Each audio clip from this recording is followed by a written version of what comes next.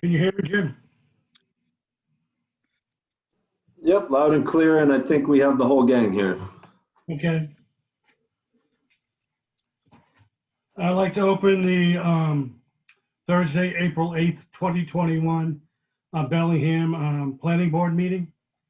Jim, can you explain to the audience why we are via Zoom? Yep, pursuant to Governor Baker. Thank you for your wearing your Bellingham attire. Oh, thank you. Yeah, looking dapper. Same with Deputy Chief over there. Pursuant to Governor Baker's March 12, 2020 orders suspending certain provisions of the open meeting law and the Governor's March 15th, 2020 order imposing strict limitations on the number of people that may gather in one place, this meeting will be held via the Zoom online option. See the agenda and postings on town website for further information. So the first item on the agenda this evening is a continuation for the public hearing on Red Mill. It's my understanding they've asked for a continuance. That's correct. To the request is to April 22nd. Okay, our next meeting. Correct.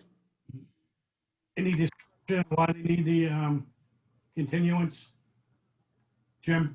Oh, any requests or any reason why? Yeah, they're Yes. finishing up the revised plan set. As you guys know, it's a rather large plan set. They had completed or worked on the earth removal permit application and had been before the zoning board last week. So based on the feedback from the zoning board, they're working on finishing up the revised plan sets, and it was going to be a tight deadline. So I told them, you know, we typically like our information the Friday before, so they asked for a continuation to the April 22nd.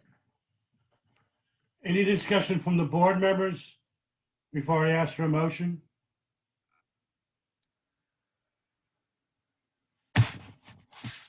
I would entertain a motion for the continuance to our next meeting for the Red Mill definitive plan, April 22nd. So moved. Second, So moved. there's a motion on the floor to proceed with the continuance to the next meeting for Red Mill. All in favor, please signify by saying aye. Aye. Aye. Opposed? Abstaining? That motion passes unanimously.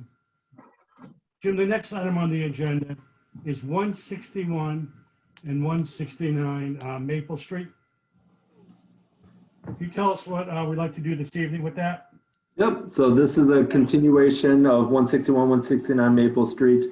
In your package tonight, you have an updated plan set as well as a peer review of the noise analysis that was previously provided by the applicant and a subsequent response to the peer review of that noise analysis, as well as some other responses from the applicant in your package today.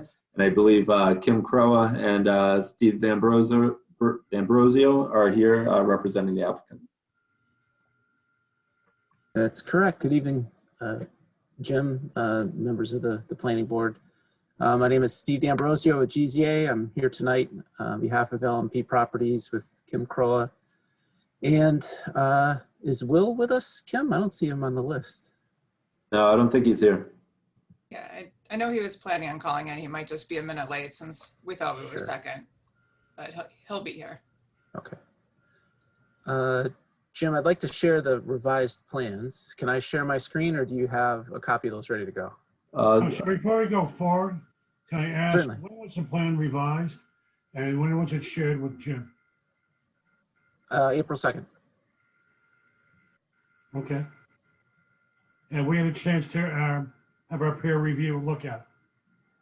Not the plan set, but the I did provide the responses to the noise analysis to our peer review engineer, Mark Wallace, who's also on the call tonight. What I like to do is I like to hear from our peer review first. And then I like to hear from the deputy fire chief on the safety issue. So in that regard, so Mark Wallace is from Tech Environmental, and he was procured, so the board knows and the general public, he was procured to review the noise analysis, as well as The deputy fire chief is here, and he can certainly touch on the concerns regarding the fire code. Gentlemen, the floor is yours. Good evening, Mr. Chairman. My name is Mark Wallace with Tech Environmental. As Jim had mentioned, I was retained to do a peer review of the June 2017 sound survey measurements and evaluation proposed sound wall report prepared by Kevin Atachi and Associates and the LMP's development plan response document. Excuse me, those documents presented sound measurements performed by Kevin Atachi around the perimeter of the site and the nearby neighborhood, and also put in as part of their submission a estimate of sound reduction for a proposed sound wall. The document is really sort of a sound survey. It's not a sound compliance document. So the sound measurements that were taken were essentially ambient sound measurements without looking at compliance with the applicable town noise bylaws, both the general and the scenic noise bylaw. In addition, it did not evaluate the sound impacts with respect to the Mass DEP noise policy. So, you know, in the case of the study itself, it was only a survey. It wasn't a compliance demonstration. In addition, the sound wall evaluation that was performed, there were no calculations that were done as part of that. So it's difficult to ascertain their 10 decibel reduction that they're proposing for to the nearby neighborhood, as well as the 5 decibel reduction to the abutting golf course. So, and generally speaking, this sound study was inadequate from the standpoint of demonstrating whether the facility is in compliance with the applicable noise regulations, and the fact that the sound evaluation did not also provide any detailed calculations as to how they ascertained the sound reduction for the proposed sound wall. So in your opinion, they do not meet the requirements. Is that correct? That's correct. And they have not shown you what they plan to do with the sound wall to meet what that requirement, correct? That's correct, right. Okay. Do you have anything else? No, that's the general overview of my assessment, sir. Sir, thank you very much. I'd ask the Deputy Fire Chief to speak up in regard to safety issues. Good evening. So we had met, and at one point the applicant had requested that they would meet the NFPA 1 Section 31 code, and we were allowing them to do that. They chose not to meet a code that we had previously chosen. That was a code that they requested. And then after that subsequent meeting, they did request a waiver on 3 sections of that code. At that time, we reviewed the waiver, and there was sections that were denied. I think the biggest problem that they were finding is like the 30-foot access road around the piles. They had asked to reduce that. They currently have a 30-foot plus access road around the piles with a smaller footprint than that they would have after the if they met the requirements once they get more land. So I don't find that the 30-foot access road is would be waived. One of the other things that they were requesting was the waiving of the low barrier walls. After we took a walk onto the site to take a look at what they had, what we found is that the piles do creep, and having just painted surfaces would not allow them to have a true area for each pile to maintain that access for the fire vehicles.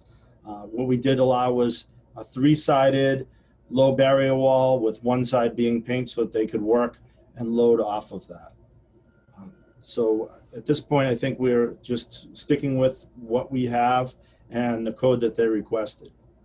So again, just so the audience understands and the board understands, they have not adhered to your safety requirements. That is correct. Thank you, sir.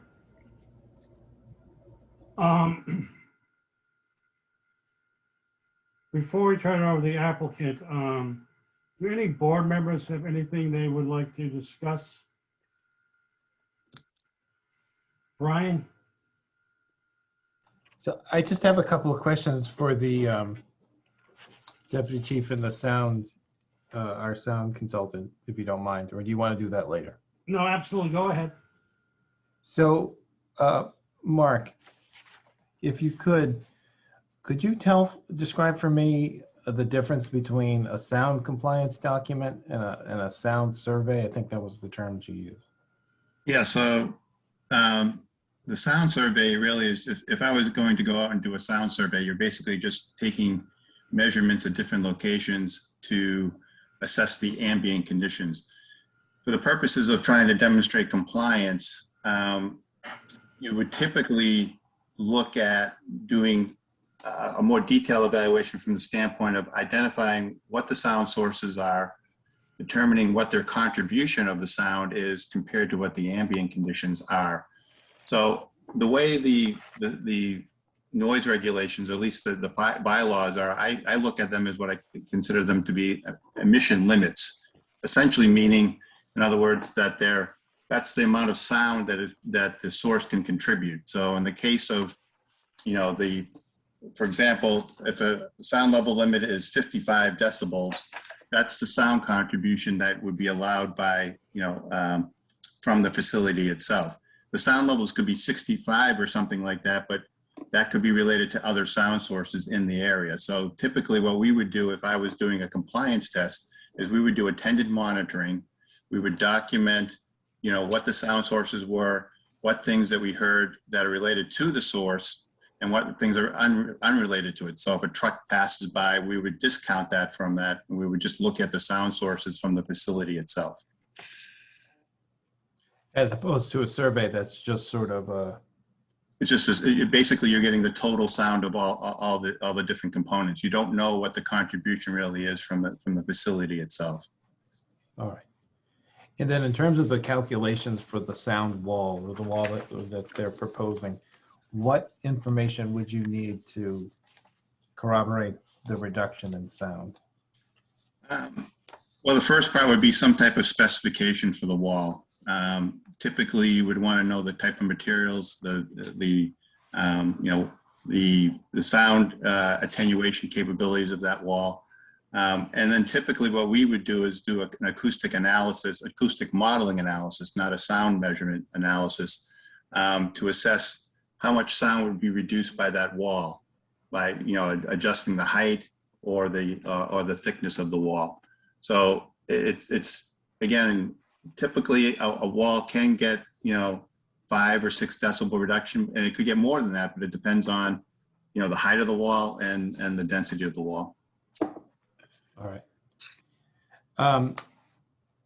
So in the applicant's letter of April 2nd, they dedicated a portion of their letter to responses to, I think it was your peer review. Did you see that? Yes, I did, yeah. So Bill, if you don't mind, can we go over that? Can I ask him a question about that?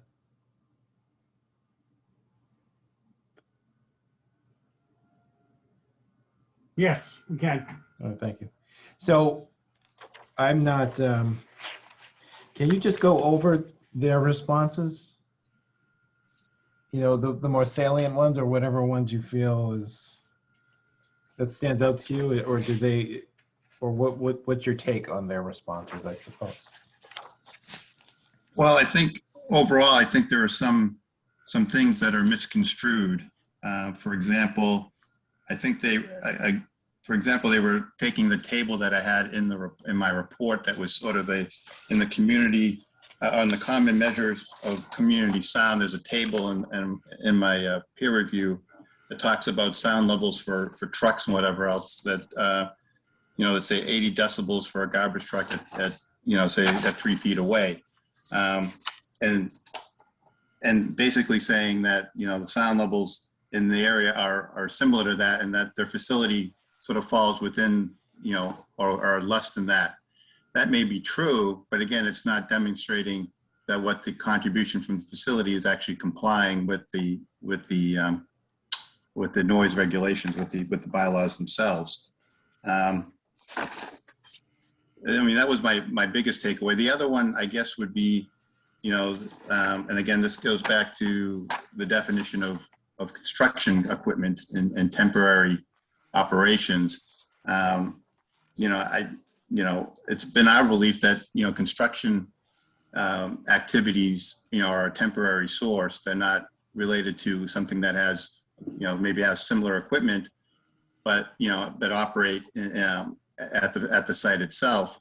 Those things are really, I mean, the exemption for that, in our mind, the true spirit of that really is that construction is a temporary source and not something that's going to be there for, you know, many years or for, you know, for decades. So I think they're taking that out of context from the true spirit of the regulation, that, you know, that construction activities are exempt from the regulations. Okay, in construction versus something else that would be sort of like Yeah, I mean, manufacturing or processing or. Right. I mean, I think they're making the claim that, you know, the grinder and some of their mobile source, you know, like front end loader or other trucks that are moving around the site are construction equipment, so they're exempt under the exemption of the regulations. I see. Okay. So for example,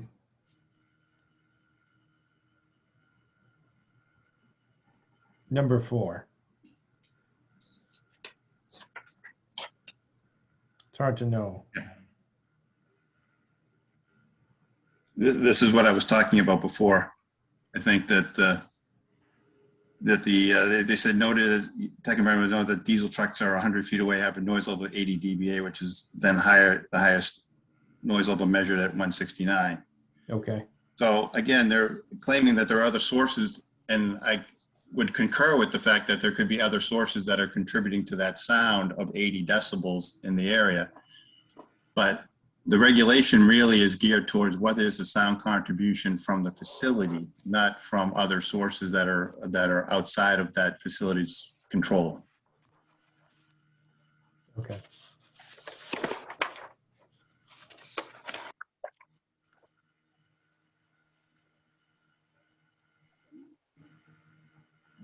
Ron, do you have any questions of the deputy chief?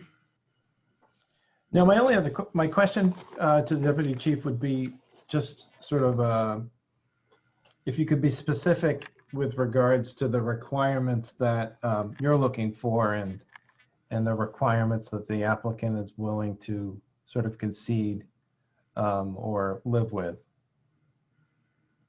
Is it strictly the 30-foot perimeter around the property?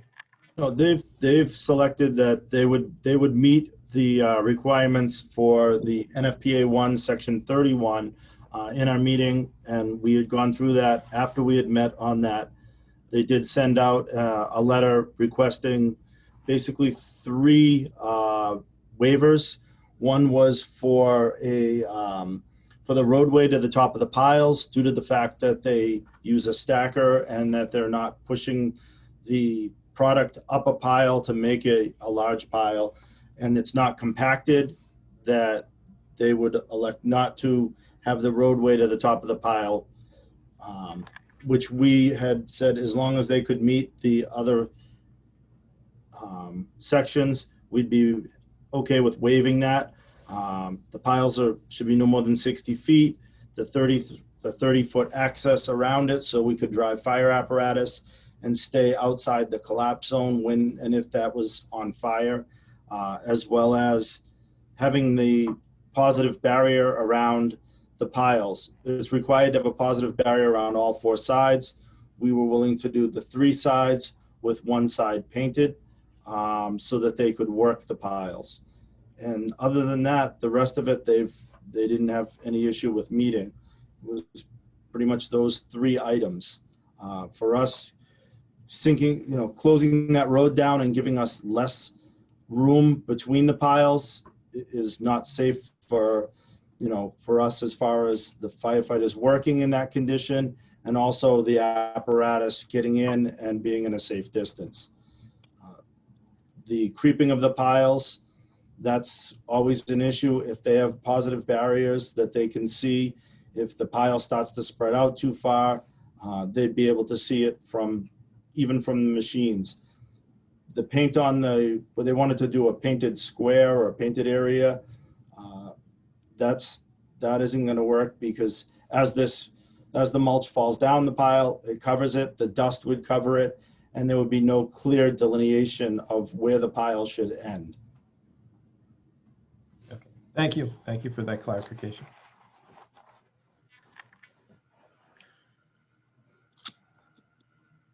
Ryan, anything else before we move on? No, I have no other questions for our peer review or the deputy chief. Dennis? Yeah, I have one for the deputy chief. What do they have on site to control a fire in case one breaks out till you get there? So if they're working and there's a fire, I mean, usually what they'll do is with the loader, they can continually bury it.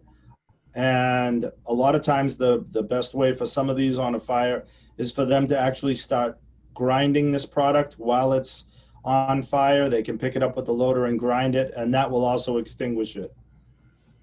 All right, so they don't need a fire hydrant with a 3-inch hose or anything on site at all times? No. Okay. It's not a requirement. Dennis, you. anything else? No, thanks. Liz? Yeah, Jim, this question might be for you. I'm just wondering, are there other mulch operations in town that have same compliance issues, or are asking or have asked for similar waivers for things, or are they all set up sort of the same way? This is actually the only mulch processing site in town. There's Okay. there's one nearby, but all the mulch is actually in Franklin. Okay. Phil? I don't have any additional questions at this point. I do have at least one question for now. To the fire chief. It sounded like they have told you that they don't have any machinery creeping up the piles, correct? That is correct, that they stack, their piles are stacked with a stacking machine with a conveyor. So they're loosely stacked as opposed to a front end loader making a roadway and driving up the back of the pile. Okay. I know we have people in the audience attending who live near there. And at least one person has indicated recently he has seen machinery on top or near the top of the pile. So as a safety person, that's a big concern to me. And it seems to run counter to what they may have informed you. And we've done a few site visits and going by, and at no point have I seen anything. So that would be something we, have to watch for. Okay.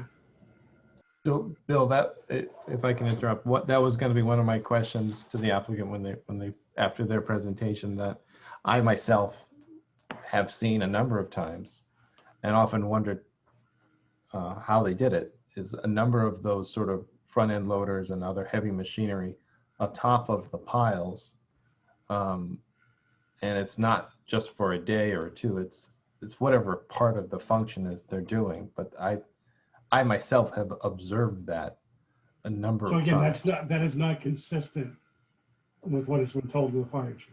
No, I guess my question would be at the appropriate time would be for an explanation of the inconsistencies between the representations and the observations made.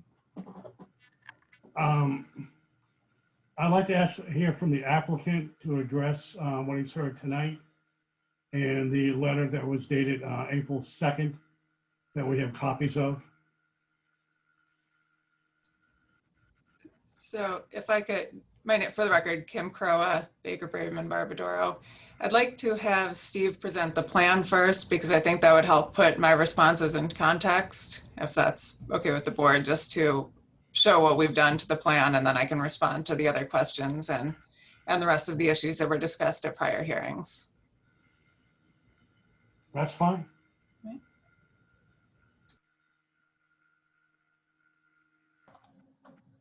All right.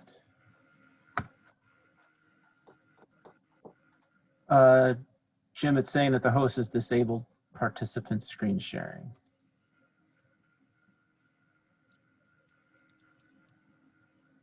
All right, try now.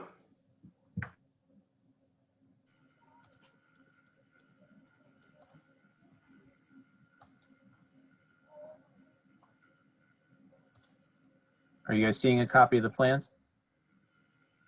Excellent. So I'll just quickly go through the changes to this recent set of plans sent to the town. It really starts on sheet C2. On this sheet, we added the 60-foot flagpole in this location here. There's also some discussion about the need for a water utility brought on site and the protection of that water utility. So we're proposing an 8x12 shed with water service brought to it. Within that shed, there'll be the meter and the backflow preventer. We have notes indicating that the shed will be insulated and heated, that the contractor will install electric service to the shed for heat. And we also discuss in the notes that the shed will be outfitted with an exterior wall pack for lighting. Also shown on this plan, which is new, is a 30-foot wide clear path. This path goes through the middle of the site, and we're proposing that it be demarcated by painted red line. And then I'll move to our details. There's some discussion about the timber sound wall and how our detail was inconsistent with the rendering that we provided you at the last meeting. We've updated this detail so that the fence, the slats are shown vertical before they were shown horizontal. So this is in concert with the rendering that we provided you at the last meeting. And continuing to move through the details. There were no changes to this sheet here.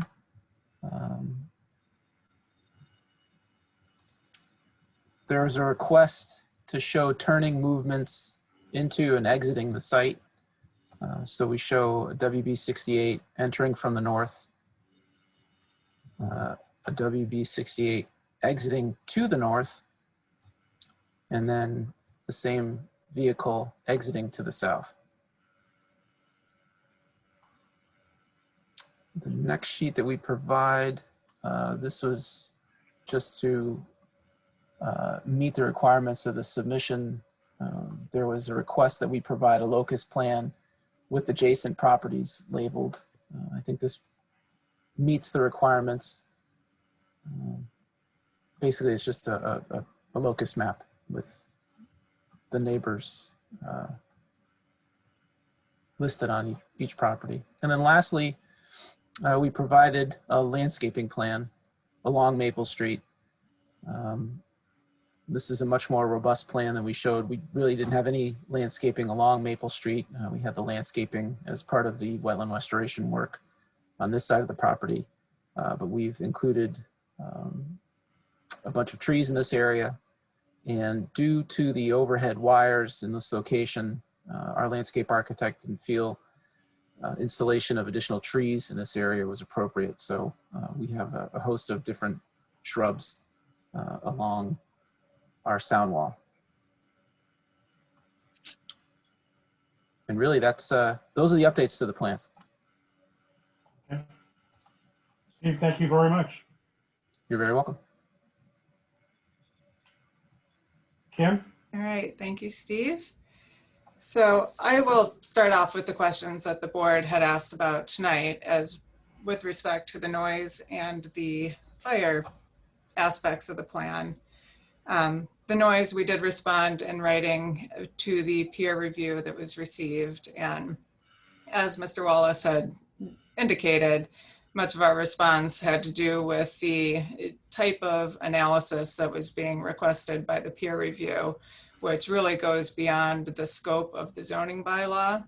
And the zoning bylaw, it does allow for comparisons. Actually, the noise portion of the bylaw specifically states that an applicant who's permitting an activity can prove compliance with the noise bylaw through a comparison process or an engineering analysis.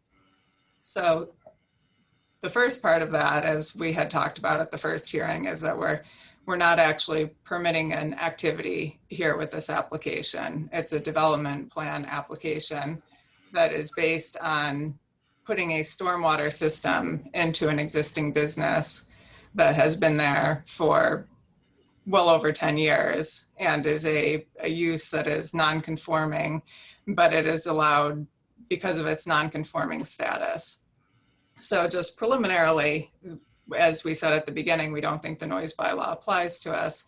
That being said, we have put a sound wall into the plan and are agreeing to put that in there to limit some of the noise that's coming from the property.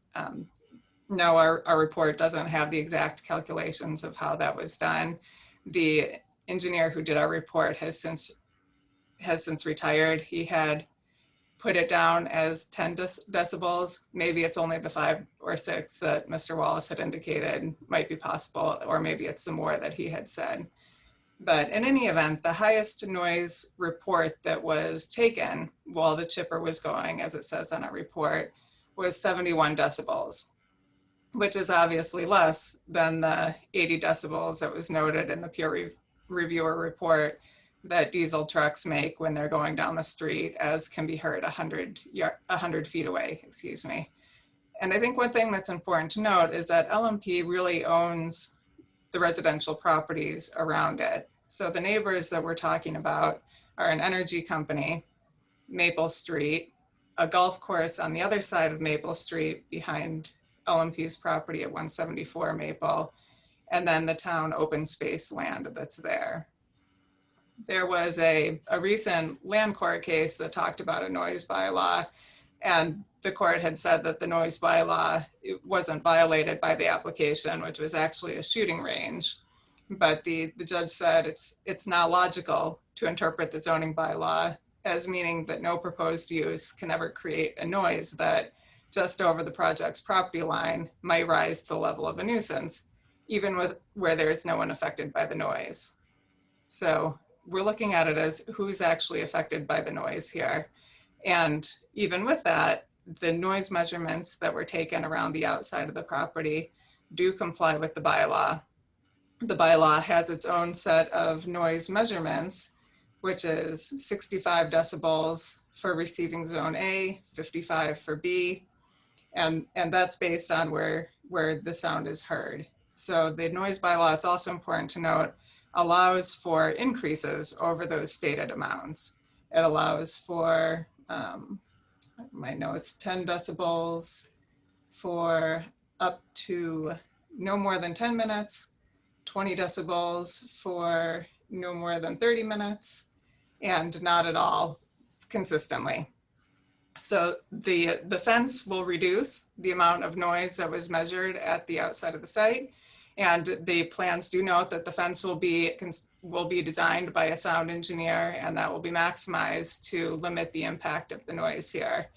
But I just go back to the development plan that's in front of the board tonight is a benefit to the community insofar as it's treating the stormwater. It's a benefit to the community in that it's installing a noise reduction fence around the exterior. There's some new landscaping that's being proposed with it.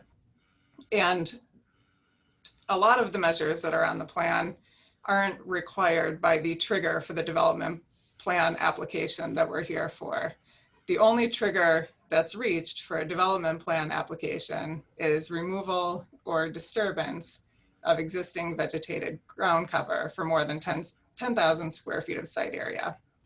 And that's because the residential house at the nearest property owned by LMP will be removed and replaced with a stormwater system. So it's not even that we're taking a vegetated area that's more than 10,000 square feet and paving it. We're taking down a house and we're putting a stormwater system in.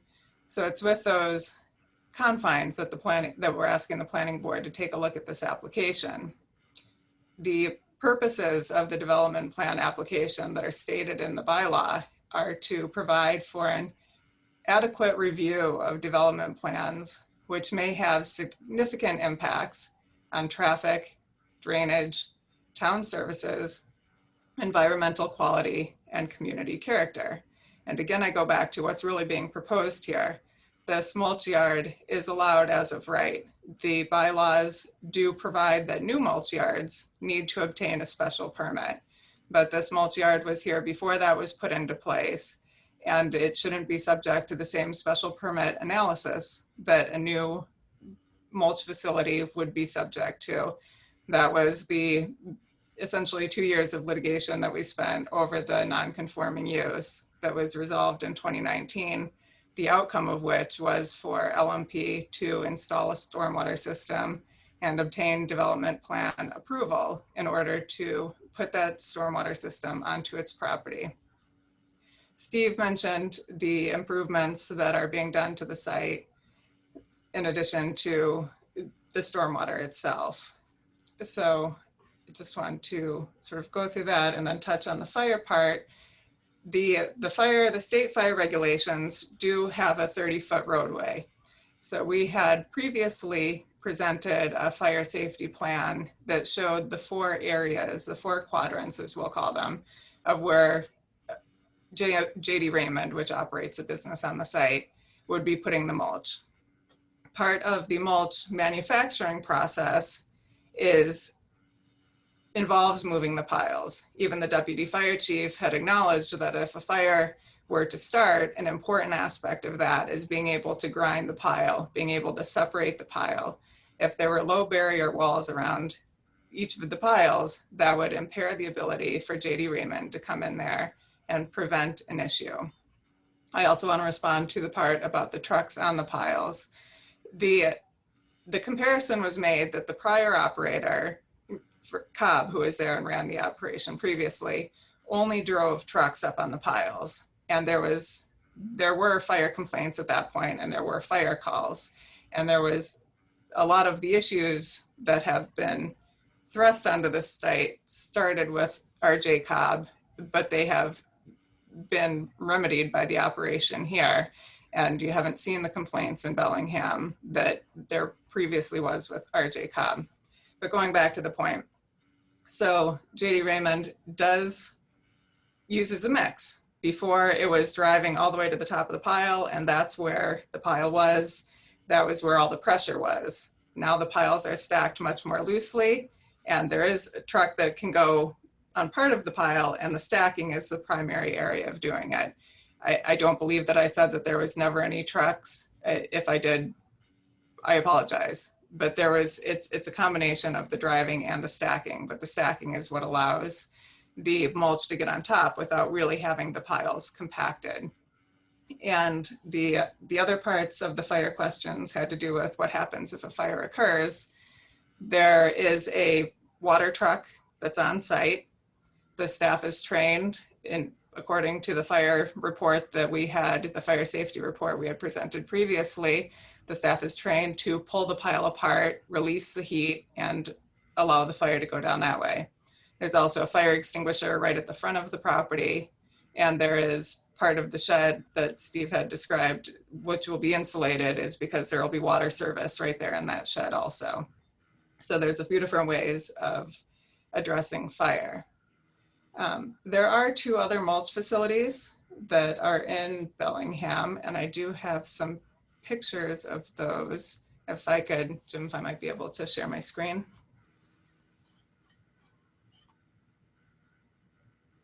Thank you. All right. Okay. Can you see that aerial photo? Okay. So our facility 169 Maple is here. D&D mulch is here. And yes, the vast majority of that site is in Franklin. This purple line, I was trying to make it darker, but I couldn't. This purple line here is the border between Bellingham and Franklin. So D&D mulch, their access is through Bellingham. Their operation is mostly in Franklin. You can see there are some piles there. The development plan process, the bylaws state that if a project crosses two towns, then the project shall only be approved as long as the portions that fall within Bellingham comply with the zoning bylaw, and that outcomes for the entire development comply with the impact related aspects of the bylaw. So any concerns related to fire, noise are going to apply to Bellingham just as much as they're going to apply to Franklin. And for comparison, oh, that wasn't what I was looking for. So here is another map that has our site up here. D&D is here. This is the Bellingham Fire Station. Over here is the Franklin Fire Station. The Bellingham Fire Station is... Kim, I think you're still on the first one. Oh, thank you. All right, let's see. Let me just close that and see how I can do it where I get all the PDF pages.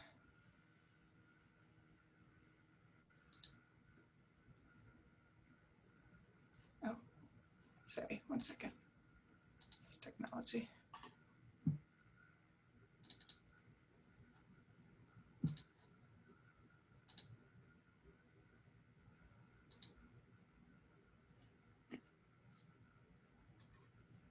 Oh, okay. All right.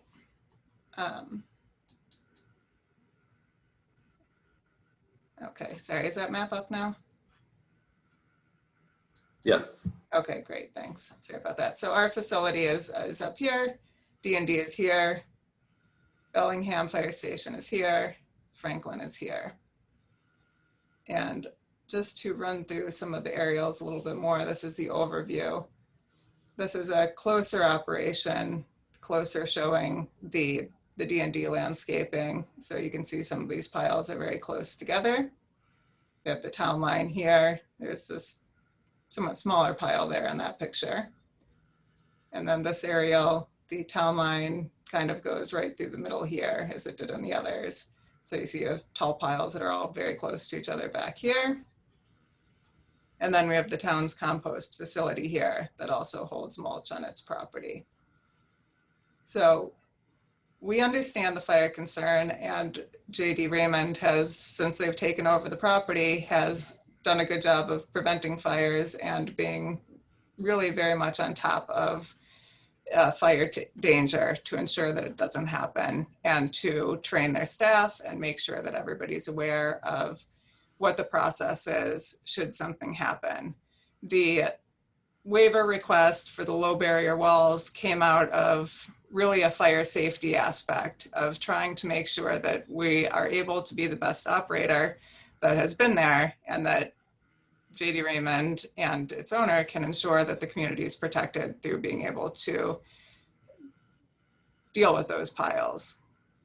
The 30-foot roadway that we talked about, the exterior of the property does have a 15-foot roadway that came out of essentially a compromise during the Conservation Commission process between the fire chief, the Conservation Commission, and the applicant. And so that was, at that time, what was acceptable for fire safety. During these, we've added that additional 30-foot roadway through the middle that would be able to reach the mulch piles on either side of that road, and would still allow JD Raymond to be able to promptly address those piles while they're there. There were a couple other, really the other question from before, the pollutants. We had submitted the MSGP table. Essentially, the EPA has reviewed the JD Raymond and LMP operation out there and has taken a look at that. We did submit that information to the board as requested. see, I just want to show a couple photos. We're not able to get another rendering put together, but I did want to show a couple photos of what it looks like going down the street now, just for comparisons. You have the mulch facility over here. This is the way, of course, that it has been for quite some time. We'll have, instead of this, we'll have the concrete block bottom and the nice wooden sound wall as you're going down Maple Street. It will look much better. It will be doing the community a service by granting the application and allowing the applicant to have a better presentation for the site than has been there for the past more than 10 years, and allow us to put in the stormwater system and other aspects of the site that we need the board's approval to do. So with that, I am happy to answer any questions. Jim, Yep. a lot of information was given to us tonight. What's your interpretation of their arguments? I feel comfortable with what we've heard from the department, as well as from our peer review study. Do you concur? Yeah, I think overall, I mean, yes, you have received a lot of information, just some clarifiers. As Kim mentioned, the discussion about the 15-foot around the piles around the site during conservation, that it was accurate. That was the discussion at that point. However, and the deputy, I'm sure, could clarify as well that that was one fire code, and it was a pick one or the other. You can't pick. You can't take from one or other. And the applicant requested the other one, which allowed for higher piles, but does also require wider roads around the site. And I mean, logically, I'm not the deputy, so I rely on his knowledge, but it makes practical sense in my mind that with higher piles, you need a wider area at the base, safety purposes. Another clarifier with the mulch. So if D&D does spill some mulch into Bellingham, we're happy to look at that. It is somewhat of a double-edged sword again, Kim, because you do have your client also has piles in Franklin, and we collaborate nicely with Franklin, allow for them to monitor that. But we certainly are welcome to come chat with you guys as well. So I agree with our peer review of the standards for the noise. It certainly would be good to have actual understanding of what the metrics are for the measurements coming from their site. So if the board does seek to move forward with any kind of decision or approval, I think it would be well within your bounds to have some conditions that allow for monitoring of that noise, so that we can concur with the applicant that they are in fact meeting the bylaw. I think that's certainly well within your rights and very and well within. It would certainly benefit the community, as Kim has mentioned. The one thing that hasn't been discussed too much, and I know Steve really did do a good presentation of skimming through the plan, the turning radius for the trucks. One thing that was difficult to understand with that the truck turning radius, Steve, is how it relates to the piles. Would have been good to be able to see that 30-foot drive aisle in the middle to just confirm that those trucks do in fact make it there. But that's just something that could easily be cleaned up, I'm sure. Can I just interject while they talk about traffic? Yep. They have not addressed the issue of blocking and slowing down traffic on Maple Street, correct? I'm sorry, what was that? The impact on Maple Street, backing in and out of the property, going across the street, they've not addressed that to this point, correct? Right. So that was certainly early discussions that we had about realigning the driveway to go straight across. I think that was removed from discussion some time ago. But yes, there's still kind of a Z pattern that may still happen. I would rely on Kim and Steve to confirm that. I'd like to do now, I know we have some people in the public. I'd like to ask anyone in the public to please speak. I'd like to start with Don Martinez. I guess it would be helpful if I unmuted myself, Bill. Hey, thank you very much for the time tonight. And I want to thank the planning board members for their diligence and Jim and everybody else for their diligence in writing this situation here on Maple Street. To the folks at J&D, I will say that there have been improvements in areas since you've taken over the facility. There's no question in my mind. I am, just for the record, I am a 30+ year resident of Maple Street. I have witnessed a lot of changes to Maple Street. As you may know, it was zoned a scenic road many years ago. Unfortunately, I wouldn't consider it to be as scenic as it once was, but no, you're not to fault there. I have a couple of questions, and then I'm just going to make another statement. So clearly, to me, as a scenic road, your facility is an eyesore. Okay, and I know that we've worked with other businesses along Maple Street, and we refer to the mulch, D&D. I mean, they're off the path. We don't see those piles. If they're doing any processing, they're so far back. As a resident, I don't hear them. I don't see it. The landscaping facility next to your facility, or a couple of 100 yards down, was an eyesore to me too. It was Mark Lochner's. Not much we can do. The business changed, but they did at least put up some fencing around there. And it looks better than it used to. It still could use some cleanup. I'd like to understand where the sound barrier or the wall is going to go. I've seen different renditions of fencing. I've seen stone wall with fencing on top. I've seen a number of different plans. I'd really like to understand what that sound barrier one is going to look like. I know it'll be great for the sound, but from an aesthetic point of view, driving down that road, can someone give me, what is this really going to look like? How tall is this fence? Is it sitting on a stone wall? And then I'd also like you to comment on, and I really appreciate you putting some landscaping, but I'd like to know the details behind the landscaping. Are they 1 inch, 2 inch camber? What are your plans? So if you could just answer those questions, Mr. Chair, I would greatly appreciate it. And then I want to make a few comments after those questions are answered. Jim, can you address some of those issues up in the applicant? Yeah, I think I would rely on Steve for that one. Certainly. Share my screen again. So let's start with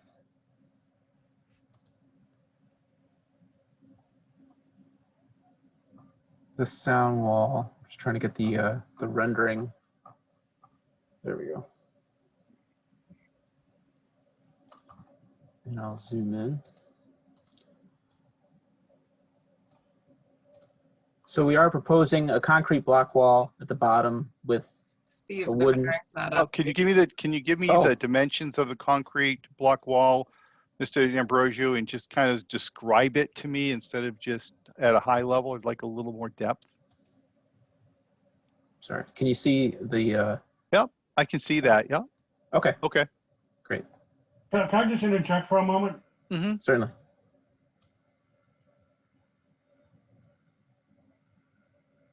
Tim, at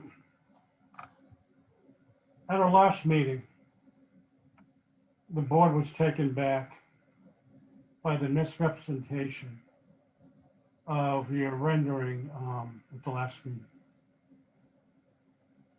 This is the same misrepresentation again this evening. You're showing trees being significantly higher than the mulch piles. If you were to drive down that street right now, there aren't any trees, well, except in the background, that go beyond the height of the mulch pile. We brought this to your attention last time. You said you correct it. Again, this is a total misrepresentation of the current conditions existing on Maple Street right now. And I'm gonna use the word, we're appalled last time. And I'm equally appalled at this misrepresentation this evening. It seems to be somewhat consistent in your past few presentations. And every board member here said we did not want to see that again. And again, here it is. I'm dismayed and greatly disappointed. Chair O'Connell, we didn't raise this as part of our presentation because the board did not see finally on it beforehand, but to respond to a question, we thought that it would be helpful to see what the wall itself looked like. I did show the photos of Maple Street so that it was very clear what the operation looks like. And so it does take a little bit of a leap to see the fence and compare it to the photos that I had shown before, but this isn't part of our presentation. This is a response to what the fence would look like. And we thought that this would be more helpful than the black and white design of the fence. Oh, the only thing we've done is put it in color and change the direction of the fencing. And again, we were appalled last time. And this is a total misrepresentation of the area. This is the exact same rendering. We didn't have enough. It's not that we made another rendering that looked like this. This is the same rendering. We just didn't use it. We didn't want to see that again. Do any other board members hear the same thing at the last meeting? Brian?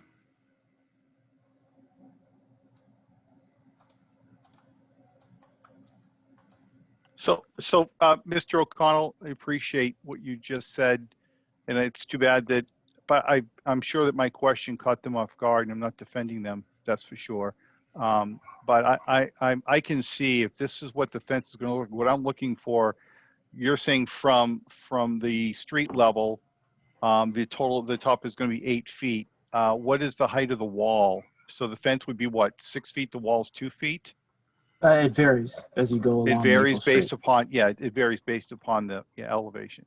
Correct. Change. I understand that, but And we did, go ahead. We did propose an alternative.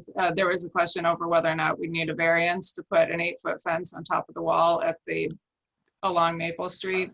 We're more than happy to put an 8-foot fence if it's approved within the development plan approval and doesn't require a variance. Otherwise, we would stick with the 6-foot fence. And I'm looking at a modular gravity block wall. So what I saw in your photograph, it looked more like a stone wall, or maybe it was block that looked like stone. Is that what you're proposing? So a block that looks like stone, so it's aesthetically pleasing, not just a cement block? That's correct. It will have some aesthetic property to it. Some characteristics. And can you describe the landscaping that you propose? And then how many feet from each tree, if you're putting maples, that would be nice, Maple Street, or what else you're putting there. So because it unfortunately, also in time, in 20, in 15 years, Gotcha. it's also going to help with sound, and I get that, but that's why it'd be nice maybe if you're putting in not just a 1-inch camber or 2-inch, maybe you went with a 4 or 5 and something that was 15 feet high as opposed to 6 feet high. Right. Unfortunately, I'm not a landscape architect, and our landscape architect is not in this meeting. Okay. So to give you an idea of the plants that we're proposing, I'm looking. Okay. so there's some Chablis serviceberry. We're proposing 5 of those. I believe it's 7 feet tall when installed. And there are some red maples that we're proposing. 4 of those, I believe, those are here in the corner. Okay. And then some hydrangea. There's 27 of those. And let's see. There's the H. All right. I mean, that gives me an idea. I'm looking more Sure. for trees, not shrubs. I mean, hydrangeas Right. are can be really nice. There's no question.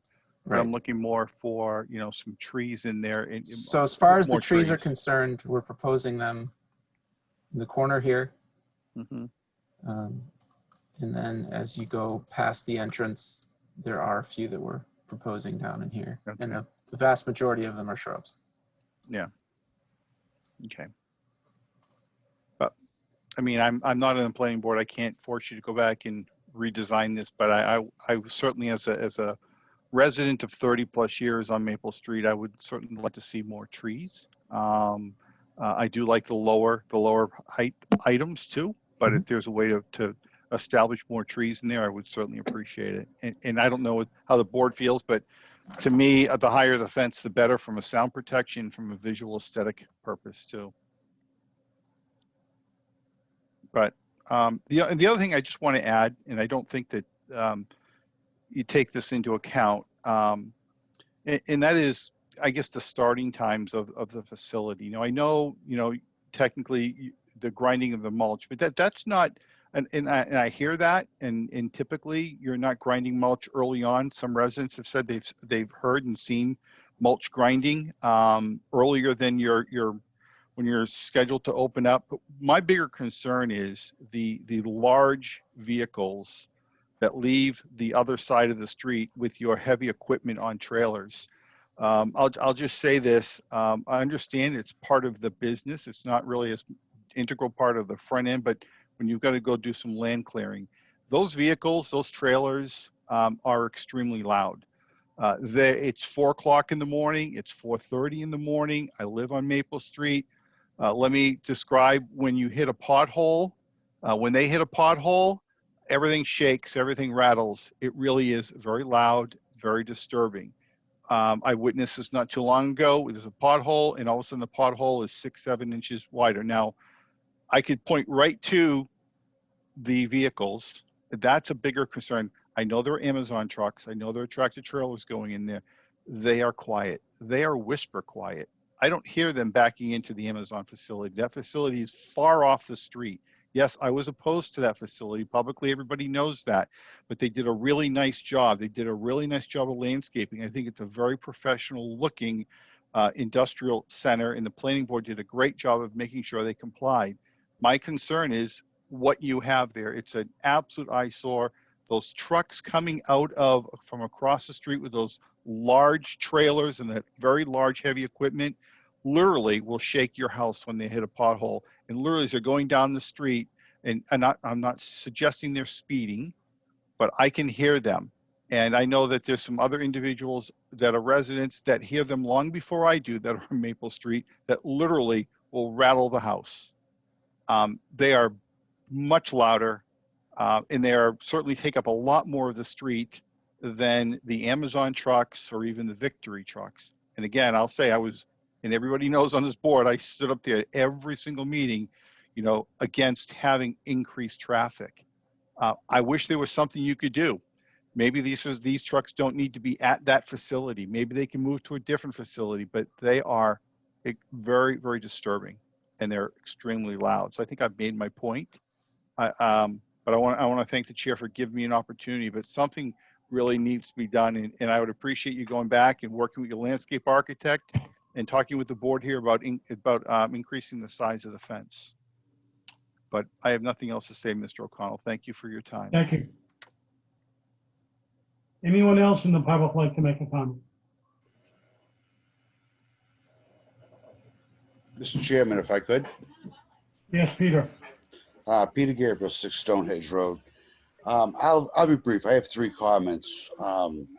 One is it's more common than uncommon to see the front end loaders pushing these piles.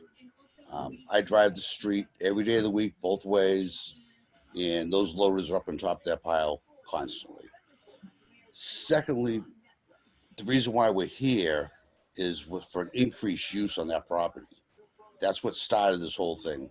So I just want to make sure that stays addressed. There has been increased use. I will have Jim discuss that. Okay, and one more thing, Mr. Chairman, I'll be brief. Certainly. Mr. Martinez is 100% correct.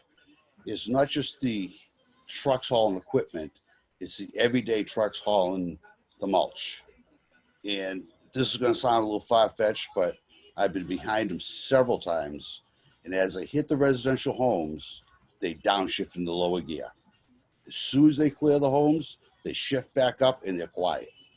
I've witnessed this dozens of times. It's a common practice with their trucks, and it's going in both directions. And that's all I have for you, Mr. Chairman. Thank you for your time tonight. Thank you, Peter. Thank you very much. Any other comments from the public? Jim, can you go back to there seems to be some discrepancy on why we're here tonight. It's more than what was alluded to by the applicant. The use of this property's changed, correct, Jim? Well, so there is a long history here, obviously. So, you know, Kim had touched on it a little bit here. I know Peter has some history there, being on a different board. So there was originally, this did originate due to the fact that the town had witnessed growth over time at that location.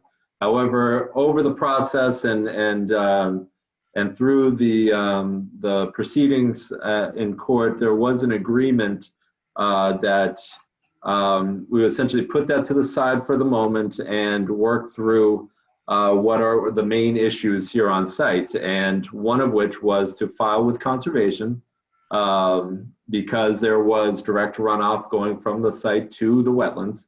And then in turn, based on the improvements to conservation's submittal, it clearly at that time was going to surpass the threshold for a development plan approval.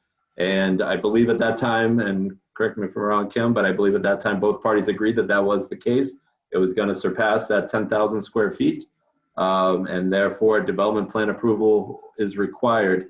I think where maybe we part ways is I think the planning board, as they always do, looks at a development plan and says, you know, we are going to go down the line and review the bylaws exactly as they are, give no preferences or and take nothing away.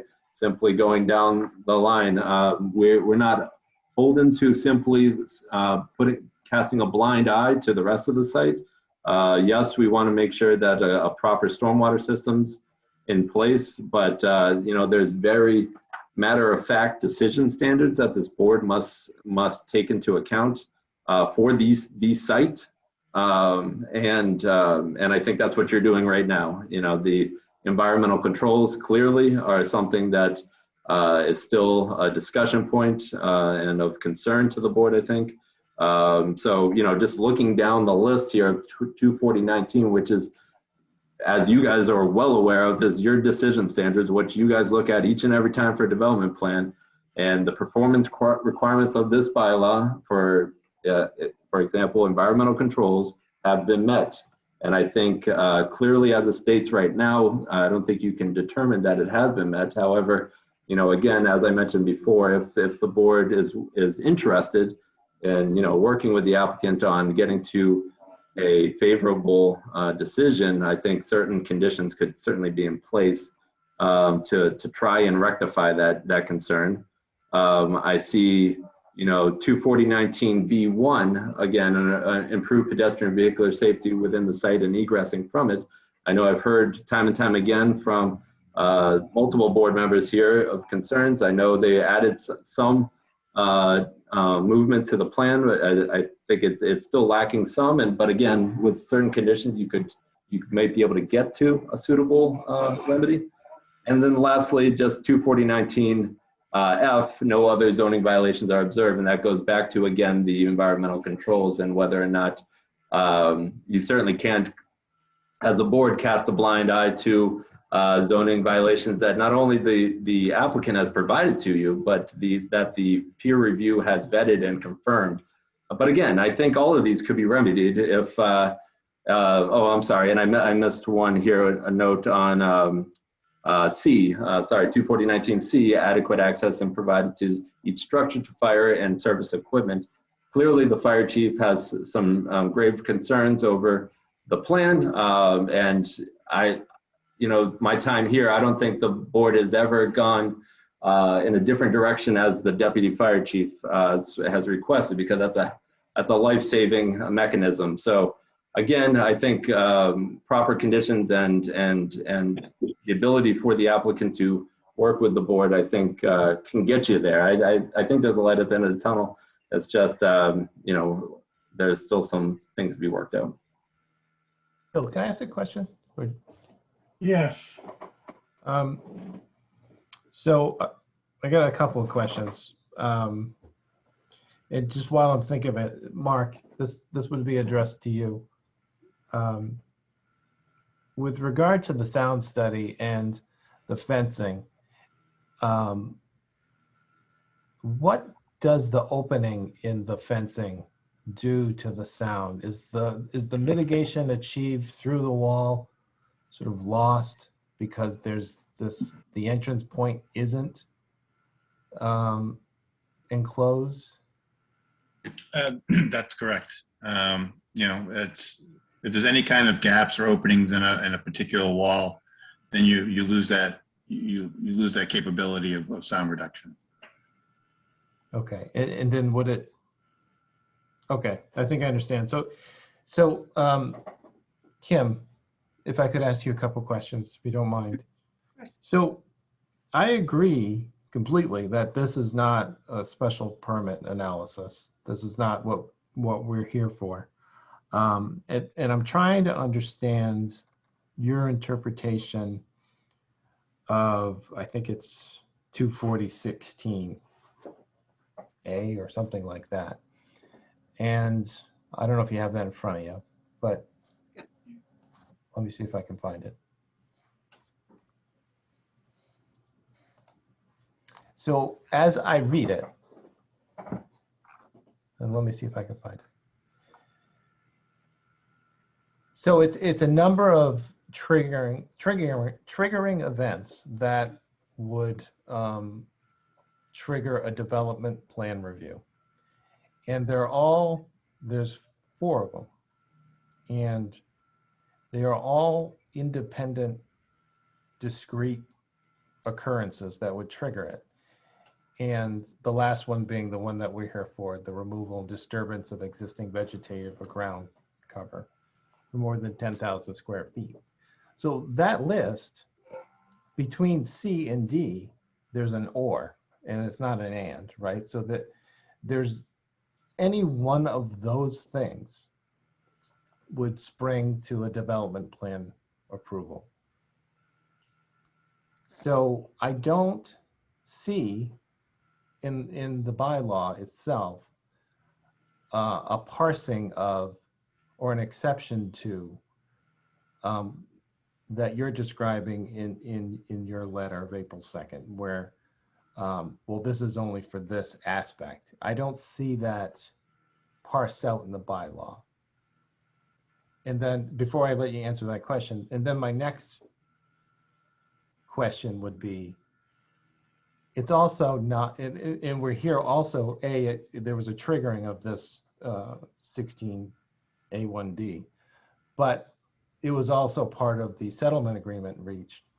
And my understanding is, and correct me if I'm wrong, there's no restriction in the language of the settlement agreement itself that would parse out any sort of limitation with regard to our analysis of a development plan review.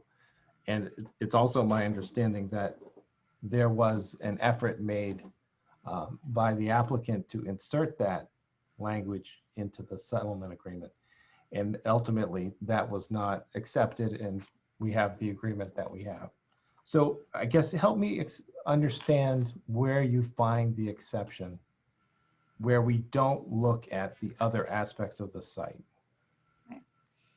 So I think that it's looking at it in context. I agree, the development plan process is applicable here, whether there could have been an argument made that replacing a house with a stormwater system might not have triggered it. We're not making that argument, we didn't make it before, and we agreed in the settlement process that we would be submitting the development plan application. And it was the development plan application, the intent of that was knowing that conservation and the expected stormwater system would be greater than 10,000 square feet. So I agree with you that the development plan application does look at 161 and 169, because 161, which is where the stormwater is going in, is being put in to serve 169, where the mulch operation is. But the aspects of the development plan bylaw that talk about the review process, that's where the difference is, I believe. And that's where I read in the purposes which is up in, oh, why did I just move my notes somewhere else? Let's see. In 2416, actually, oh, so right at the top of that, right above A. And so it's to provide adequate review of the plans that have significant impacts on these enumerated things, of which traffic, drainage, town services, environmental quality, and community character. So yes, the planning board is looking at the sites together, but they're looking at the impacts from what is being done here. What are the impacts from what are the upgrades? If we were putting a new parking lot in or a new building, then it would be looking at the impacts of that as it relates to the existing business. But here it's the impacts of the stormwater on the existing mulch operation. And the only impact of what we're proposing here is to limit the area on which the mulch operation can be performed. And that was both a limitation through the conservation process with the buffer to the wetland and limitations that are here with the exterior roadway and the roadway through the middle. So by the very nature of, if this application were approved and constructed, the mulch operation wouldn't have as much space to work in as it's had for the past 10 years. And I'll sort of come back to that point, but I do want to mention that as of last year, J.D. Raymond no longer operates a land clearing operation out of Bellingham anymore. So some of the comments about the early morning trucks, those are probably going back from previously. A lot of the heavy trucking dealt with that land clearing. And I'm certainly not saying that there won't be trucks and there won't be mulch trucks. And there certainly will. There's still a mulch operation there, but some of the heavy part of it has gone away as of last year. So that's another point that I wanted to point out. So as far as the development plan, just going back to that point, I do agree that it applies, but I believe the bylaw says that the board is looking at the impacts of the proposal on the town, not the impacts of what is status quo or actually getting better by way of the plan and the proposals that are being put in. And sort of the second layer to that is the standards that the planning board looks at under 224019. And one of those, as Jim had pointed out, is the environmental control bylaw. And the environmental control bylaw has its own set of layers about what activity is being permitted. And again, we have this existing use, and regardless, I'm not gonna make the same argument, you've heard the argument before, but we are trying to comply with the bylaw. We showed the peer review that has the numbers that fit within the bylaw, and they do use some of the overage exceptions for a period of time, but also the sound fence will reduce the noise impacts. And again, it's who's hearing this, and those sound measurements were taken right at the lot line, but there's certainly not anybody who's going to be standing at the highest point, which is the very back of the lot line where there's nobody there who's going to hear these sounds, which are lower than truck traffic that's on Maple Street, that some of which has nothing to do with this operation. And one other point, I just wanted to follow up on one of the other questions. As far as a straight across access, LMP and JD Raymond, that would still be preferable to them. But one of our cautions with going through this process is that trying to improve the property sometimes runs into somewhat of a rabbit hole, and that can be a different discussion, but we're certainly open to taking a look at, again, at straightening up the other side if what we're looking at is the access and not sort of a full-scale review of no 174 also. Okay, I get where you're coming from, and I understand your argument, but I guess what I keep coming back to is I just don't see that in the review is of the development plan. It's not of what is being done. It's to look at the plan and the impacts on traffic, drainage, towns, all of that stuff that you talked about. I just don't see the exception. And if we don't have the exception, then we need to look at compliance in all aspects of in this review, because we're passing and we're gonna make some kind of determination that there is no zoning violation. And I don't know if we can do that if our peer review is saying that the sound study was not actually something that would prove compliance, but is more of a survey. So I guess what I'm getting to is that you have to give us the tools. I know that you don't believe that you necessarily have to, but assuming that, you know, assuming that we do have to do these things, we need to have the data to show that there is compliance, because otherwise the board's hands are tied. So like, for example, if I looked at the environmental controls, and so that's noise, and we've talked about noise, so I won't talk about that again. But 240-50B is one of the bylaws that we need to consider and to see if it's been satisfied. And there's the last line is any process which involves the creation or emission of any odors, and by your own admission that this is a mulch manufacturing, and it does create odor, and it does create significant amount of odor that can be smelled from very far away. So the order which involves the creation or emissions of any odors shall be provided with a secondary safeguard system. Now, my understanding is that there's some suggestion that work is not done on windy days. I would tell you that the odors can be smelled when there is no wind. It has to do with, I don't know what it has to do with. I live about, as the bird flies, the crow flies, about a mile from the facility.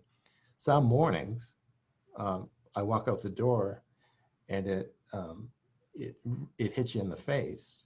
If you ever play golf at the golf course, it smacks you in the face. The smell is quite intense. And I don't think we can say that the applicant has proposed anything that would truly address some sort of mechanism to control odor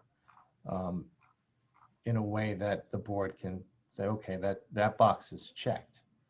And then with regard to the, what is it, 240-19B1, the improvement to pedestrian vehicle safety and egressing from the property. Your own plan that's provided does on 2 occasions show that it just makes the turn, but on the egressing going south, the truck is not on the road that you are proposing to be the access way to the property. It's not on the road. And there's nothing on the plans that would say this is where a mulch pile will be.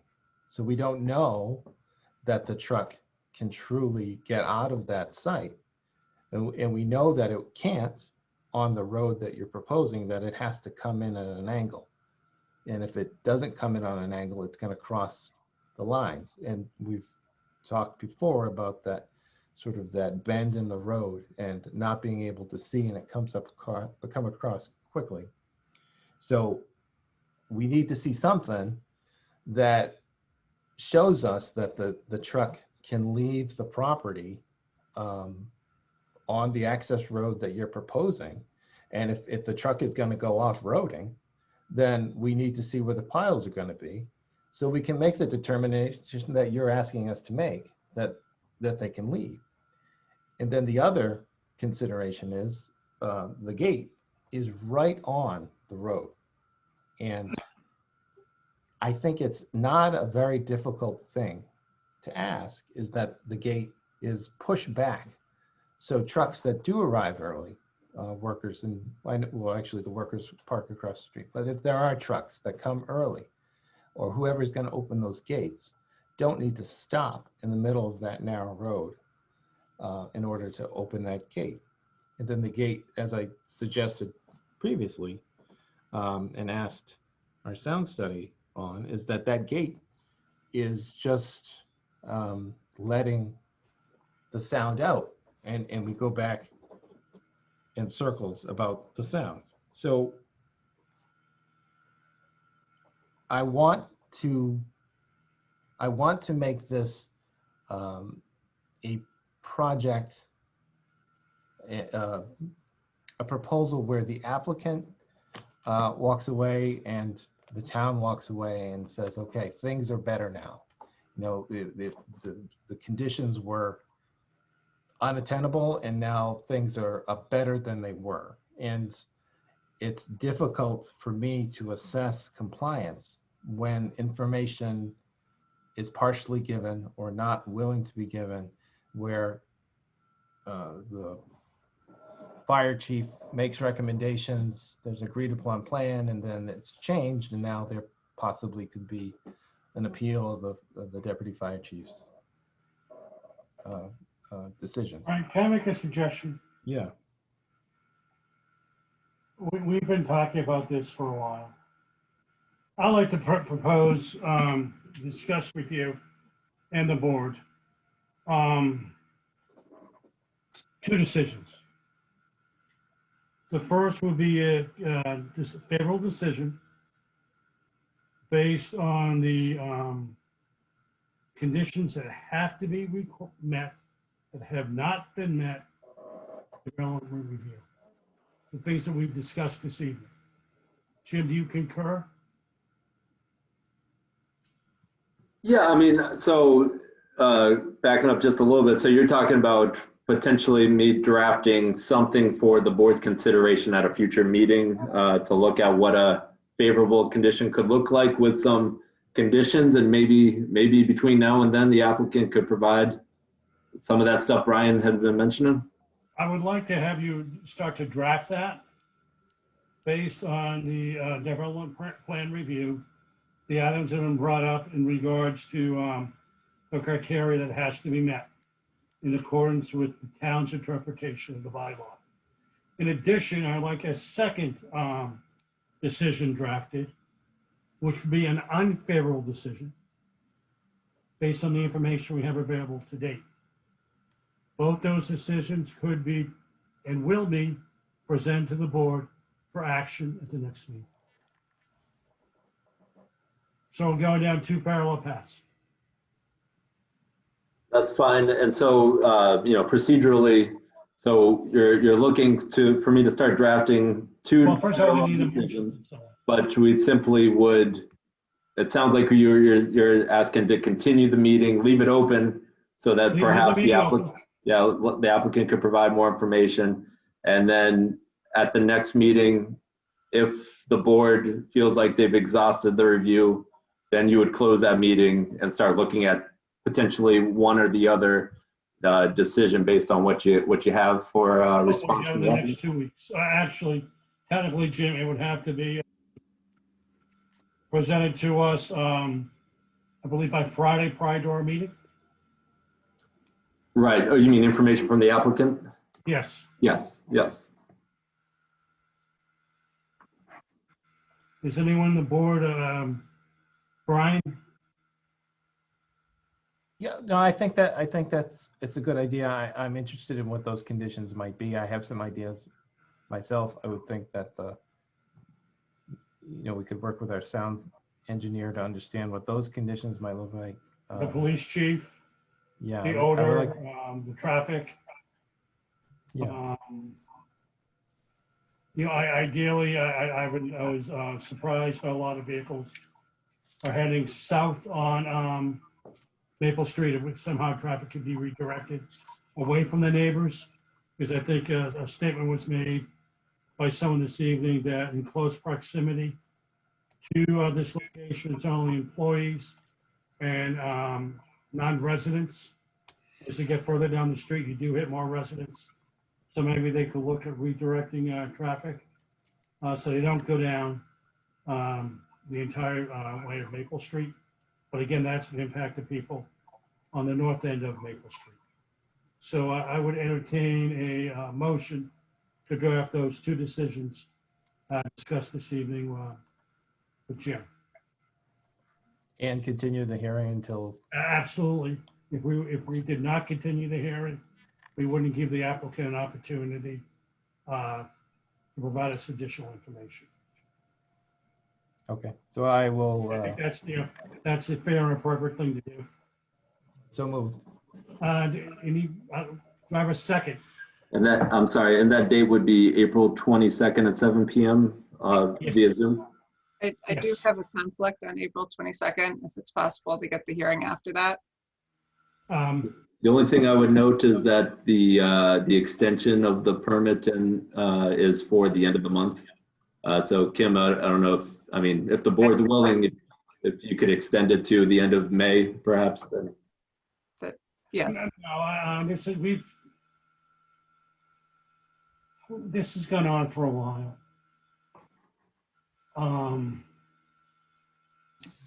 It is via Zoom. I don't know, Kim, if we put you later in the night?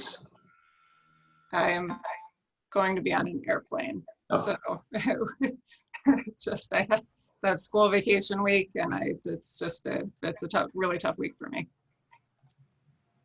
You going somewhere good? What I like to do, I would entertain the idea of having a one-item agenda meeting on the week of the 26th, either perhaps the 27th or Tuesday night, as opposed to pushing us off to our first meeting in May. That would be fine with me if that was agreeable to everyone. Again, Everybody. I want to hear from the board. Would Dennis, the board be available April 27th? Dennis, what's your feeling? Yeah, that's fine with me. Liz, That works, yep.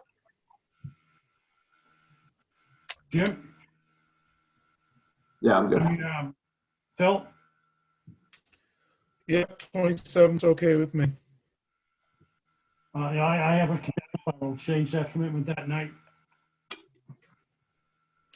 So we have a couple motions in the Mr. floor. Chairman, Yes, Mr. Chairman, can we clarify the decision deadline paperwork? Is it the end of the month, as in the 30th, or is it somewhere in between? Yeah, it's April 30th, I believe is what we have. Thank you. I want to keep that target in mind. I really don't want to move off that date. So we have motion on the floor to draft decisions. One favorable with conditions, one unfavorable. Did anyone second that yet? Second, So we have a motion on the floor. Any more discussion? So can I just ask one question? Jim, so that's okay if we meet on the 27th? I just want to do the decision to drafting the documents first, then So- come back and talk about the meeting on the 27th. That's enough time for our decision deadline and all of that stuff, and for you? Yeah, that's fine. And it'll be via Zoom, so it's not like we have to book a room or anything like that. But we don't have any issues with decision deadlines? No, the decision, everything is for April 30th is the decision deadline. Right, but we're gonna meet on 3 days before. Right. So Everybody's would gonna you, sign it and all that stuff? so you're asking, would the applicant be willing to extend it to May 15th, just in case we come to a head on 27th? I'm opposed to doing that at this point in time. We can discuss that on the 27th. Well, Extending it. I don't want to make anything complicated, but I just know practically, if we have to come in and sign things, it's always a challenge to do it during the day. People are working. I just want to make sure we have enough time, practically speaking. So, That's all. But if you're comfortable, Jim, I'm comfortable. I know where you work, Brian. I'll come track you down. All right, bye. So the Chairman, first motion, you asked if there was any discussion, so I think maybe Yes. that might be something to. Okay, do I'm sorry? you want to take, discussion's okay at this point? Yeah, I want to first vote on the two decisions. And then vote on having a meeting the 27th.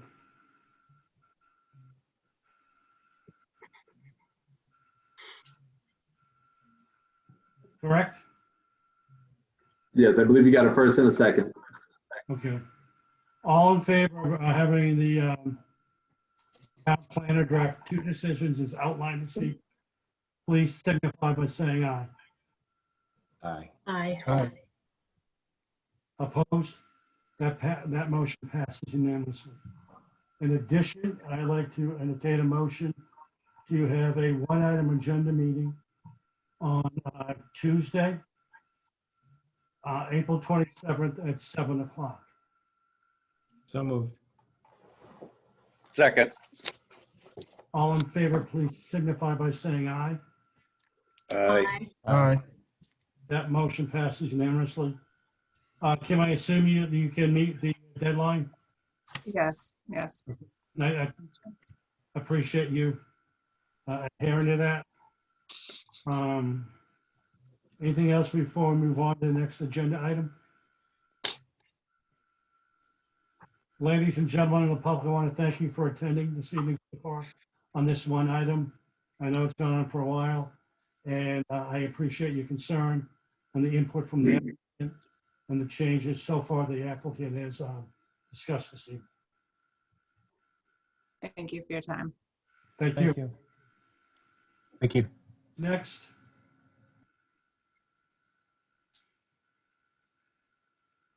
Jim? Yep. Next is we have a public hearing for the town meeting warrant for a proposed bylaw change recommended by the planning board. I'll just quickly read the public hearing notice.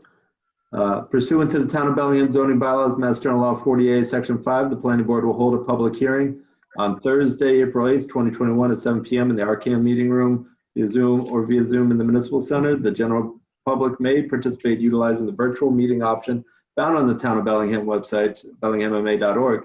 The purpose of the public hearing is to provide interested parties with an opportunity to comment on proposed amendments to Bellingham zoning bylaws, use regulations, schedule section 240-31, as well as Article 15, special residential uses, section 240-100, section 240-101, section 240-109, all regarding the deletion of townhouse dwellings. A draft of the proposed amendments to the bylaws may be viewed at the Bellingham Planning and Zoning Office or Bellingham Town Clerk's Office in the Municipal Center, 10 Mechanic Street, Bellingham, Mass. During regular municipal business hours. Amendments are also available on the town website. For questions, please contact the town planner. Motion to open hearing? So moved. I have a second. Second. All in favor of opening the hearing, please signify by saying aye. Aye. Aye. Opposed? That motion passes unanimously. Jim, do you have any language you can bring up online, on screen? Yes, I believe so. 1 second.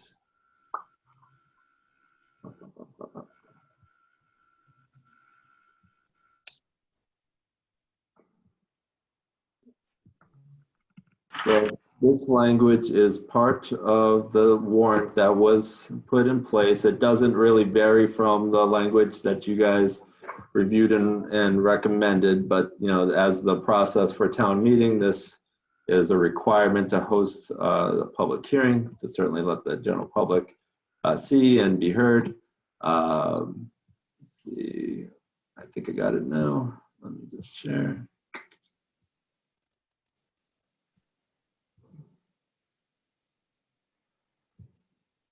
All right, there it is. You guys see that? Yes. All right, so in general terms, to see if the town will vote to amend zoning bylaw by deleting section 240-101 in its entirety, deleting the word townhouses from section 240-100, deleting the words townhouse dwellings and other from section 240-109, and deleting townhouse listed under residential uses of section 240-31, all as set forth in the document on file at the town clerk, or act to do anything in relation thereto, and of course, by the planning board. If I could just real quick, so as you guys know, the town of Bellingham has seen a lot of new development over the past several years, a lot of new housing developments being permitted or constructed over the past several years. And we've just completed our housing production plan, as well as our master plan. And much of this is, we've, in our long-term analysis, have looked at improving different housing options. And some of those housing options are relating to assisted living facilities, cluster subdivisions, so smaller lots, single-family homes, lots of open space, providing recreational amenities. All of those are great options. However, time and time again, this townhouse dwelling option has been sought after by developers, and rightfully so. It provides for a much denser development, and provides, to be perfectly honest, it provides for a much more lucrative option for the developer. So, you can't blame anyone for looking at it and supporting it. However, from the town side of things, I think now is the time to look at our other options, our other housing options that we've been trying to get established for some time. And so for the time being, the proposal now is to delete this special residential use housing option. Obviously, in future town meetings, we can certainly resurrect it and bring it back. But at this time, I think the thought is to remove this bylaw. It still allows for single family, duplex housing, multifamily housing, all in different scenarios, but it does eliminate this one special residential use at this time. And could you technically still build a townhouse? Right, so townhouse you could. So our definition of townhouse is actually almost mirrors the multifamily definition. So they're essentially almost one and the same. We've done it in a very strategic manner recently. We've done an overlay district, as you guys are well familiar with, that's going to allow for, I believe it's 77 townhouses or something close to that. We have another overlay down south that's going to allow for hundreds potentially of townhouses, or triplexes, which is what the definition of townhouse is in our bylaw. And in addition, you can do duplexes, which are 2 units attached by right, but just again, it's a much larger parcel of land. Okay.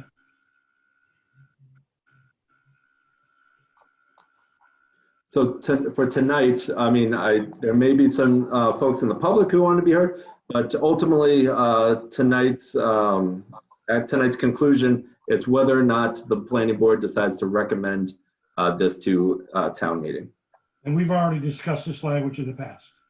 Right, so this was what was being discussed to be proposed and move forward to be accepted on the warrant, which the selectmen have accepted on the warrant. And now this is the hearing prior to it going to the town meeting. I believe FinCom is going to want to know your recommendations as well. So that would be the next step. I'd like to take things, Jim, a little bit out of order before we discuss it amongst the board or anyone entertains a motion. I'd like to hear from the public out there if anyone has any questions in regards to this.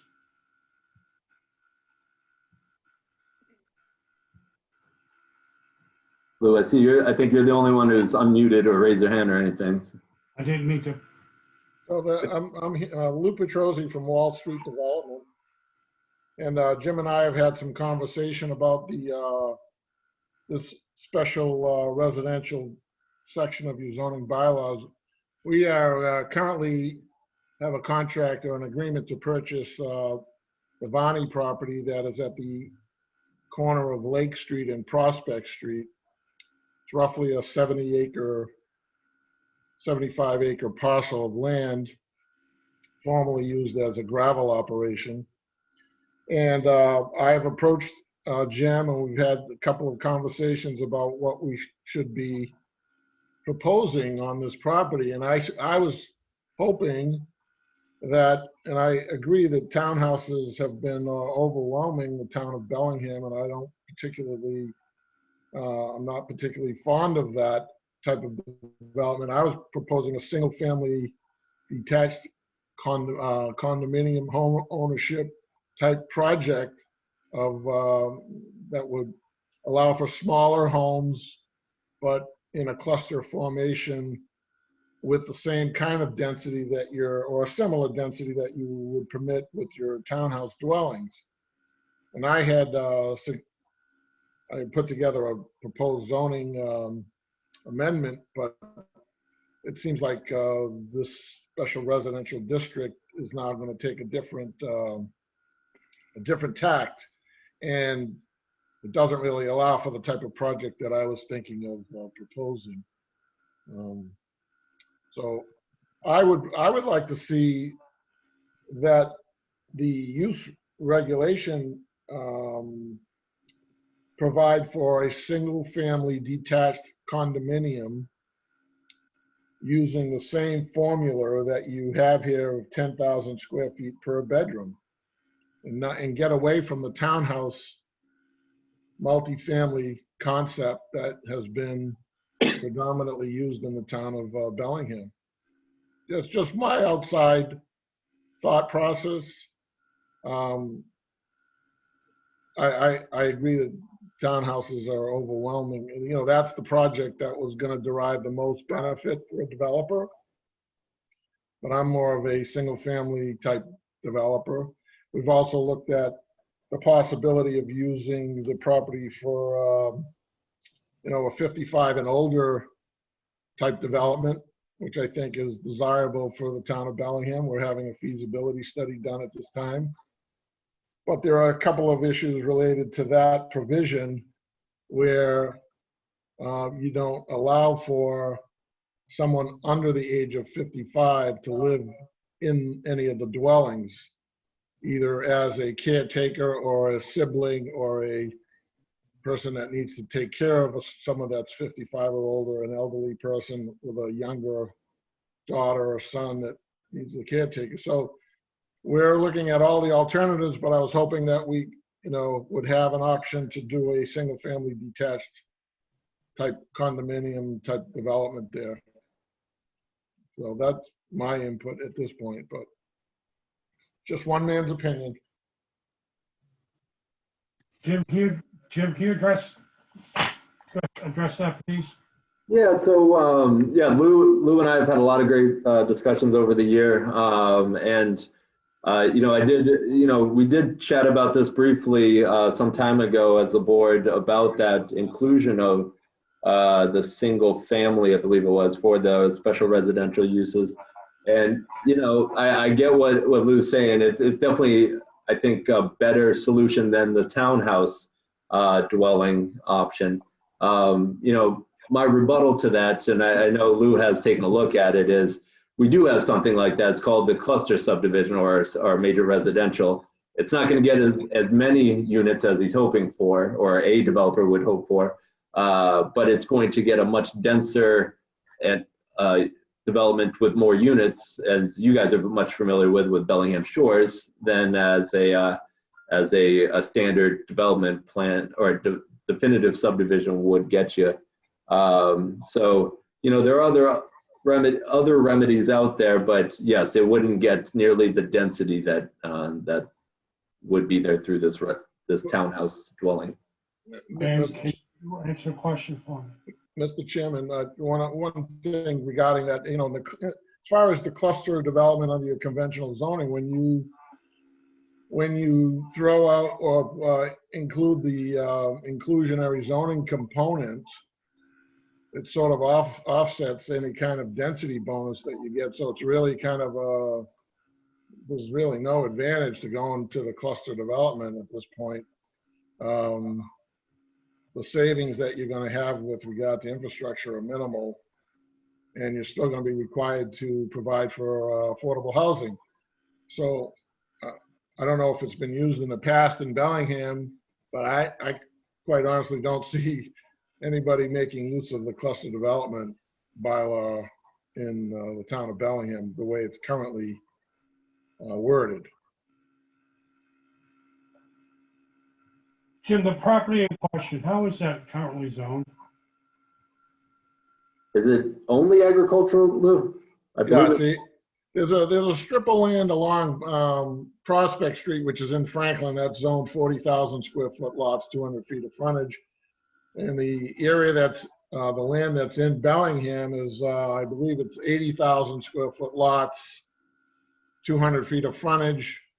And Bellingham has a 90% upland requirement, so you're talking about a huge lots that are, you know, I think it just doesn't provide, both for the town and for the developer, doesn't provide much of an enhancement. I mean, when I look at these types of zoning alternatives, certainly there's an option for tax revenue to the town versus expenses. So if you develop a residential subdivision, a conventional subdivision, the town has to maintain the roads, and it brings in school children and other expenses.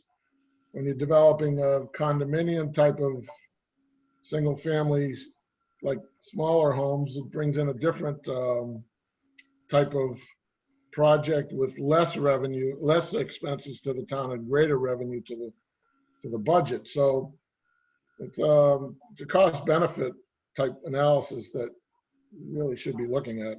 And I agreed with Lou in that scenario. You know, 2-acre zoning, there's not a lot of development going on with 2-acre zoning, nor does really the town, I think, in the long run, look favorably on those extremely large lots, because we're running road and infrastructure to each one of them. And that's why we always fall back to that cluster subdivision. Again, it brings a denser development, less road, less pipes, less all the infrastructure, and more open space. But again, that's neither really here nor there in terms of what the zoning amendment is proposing here. We could certainly work with Lou on his site-specific location.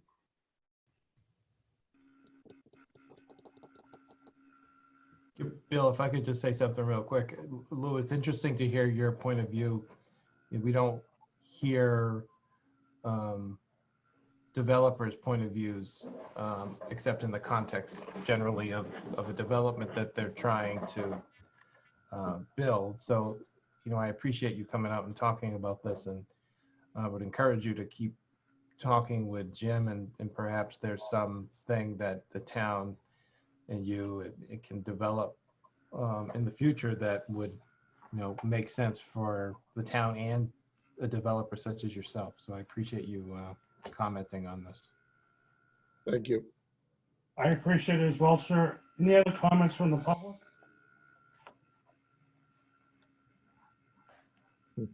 I'm not seeing any, Bill.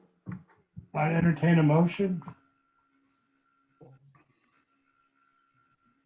Brian? You're just going to entertain a motion to approve it? Yes. Yes, so moved.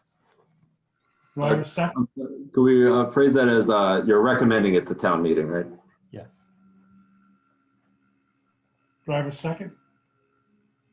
Second. We have a motion to approve the language forwarded to the town meeting to be approved by the Bellingham Planning Board. All in favor, please signify by saying aye. Aye. Aye. Opposed? Abstaining? That motion passes unanimously. Lou, I appreciate your concern and presentation this evening. Okay, thanks very much. Well, I hope to be seeing you in the coming year. I look forward to it, sir. All right, thank you very much. Good night. Best of luck, sir. Thank you. Mr. Chairman, if I may, I see Bill Can I Hall. just interject for 1 minute? Oh, I yeah. want to recognize someone who's here. Oh, Lucier. Can you introduce Robert Lucier to the public, Jim? yeah. So this is our new associate member. Maybe one day we'll be in person. So I appreciate Robert just got the notice that he's been recommended. So it's great that at the last second he's able to actually log on here. So appreciate that. But yeah, Robert is just getting acclimated. I know Amy's putting together the binder form and all that all of you have gotten over the years, and we're getting them up to snuff, and hopefully we can get them onto one of these projects here soon. Just for the public knowledge, Rob, you want to give the public a little background? You're a civil engineer, That is correct. I'm a civil engineer. Yeah. so you can help this evening. You've heard a lot about peer reviews tonight, and you can assist us in that process of going through peer reviews, correct? Yeah, absolutely. Can always give a nice, good look at any subdivision, any plans that are coming in. Be happy to give, when my technical expertise, to help the town out. So, absolutely. So just for the public's knowledge, I can't guarantee we're the only town that has a civil engineer on the board, but I don't think there are many planning boards that have the mix of what we have on our current board to serve the town in its best efforts. And not too many people want to go through that pain on both ends. That's tough. But Robert, thank you for participating tonight. Well, thank you everyone for, I appreciate the appointment. I'm really looking forward to working with everyone in the future. So seems like a good group. So very happy to be here. Jim, before I interrupted you, you were saying something? Yeah, so under our general business, we have a few things, but I do see Bill Halsing here, and I believe he's here for an A&R. If we want to go to knock that out, so he doesn't have to stick around any longer. All right, and I have the plan here, so let me go ahead and share the screen. This is Beechwood? This is 7 Beechwood Road, yes. And Bill, I don't know if you want to talk to this plan at all? Yeah, sure. Good evening, everybody. This is an 81P plan that the planning board saw back in 2005. It was endorsed back then. It's exactly the same plan with just a couple of minor modifications. Now that Beechwood Road is accepted. Unfortunately, the client lost the Bylaw back then, so we're here to get it re-endorsed. It just divides one piece of property into two. Frontage works for both lots, lot shape, factor, and area. There's an existing house on the property, number 7. And Chairman, it meets all the regulations that we require for an A&R in terms of lot area, frontage, lot shape factor. So you be looking, Jim, this evening for a motion to approve this? A motion to sign? To sign it? Yep. So moved. Do I have a second? Second. We have a motion on the floor. It's been seconded to approve the endorsement for 7 Beechwood Road in Bellingham, Mass. All in favor, please signify by saying aye. Aye. Opposed? That motion passes unanimously. How do we sign that, Jim? Yep, so Amy has it in the office. So if anybody's available either tomorrow or Monday to sign, that would be, or if you need to do it Saturday, I'm happy to run around for a little bit. So just let us know. Amy, I'm actually out of the office tomorrow, but Amy will be there from probably 8:30 to 12:30. So if you can, just give her a call maybe just ahead of time so she knows. We actually have a handful of other things we need you to sign as well. So we have the minutes from our last meeting. Great, thanks a lot. Excuse me? I was just saying thanks to Bill Olsen.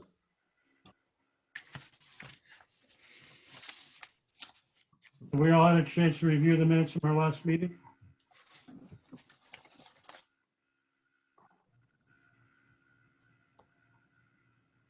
I'll move to approve the minutes.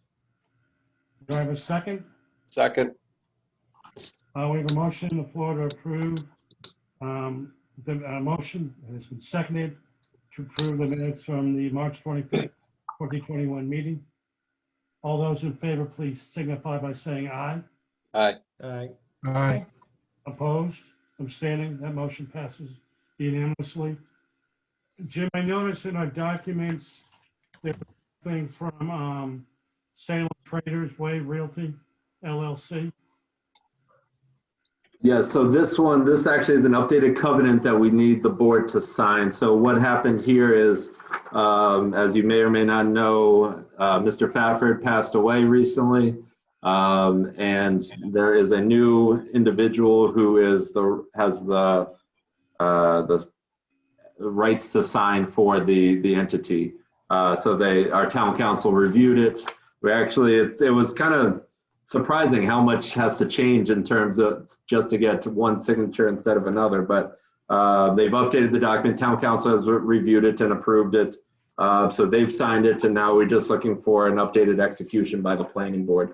So if you guys are okay making a motion to sign the covenant for Bellingham Shores, that would be greatly appreciated. So moved. This in no way impacts the actions we've taken prior to this evening. That's correct. No change other than just the person who can sign off on different things is the new name. Okay. I'd entertain a motion to approve this. So moved. Second. All in favor of signing the covenant, please signify by saying aye. Aye. Aye.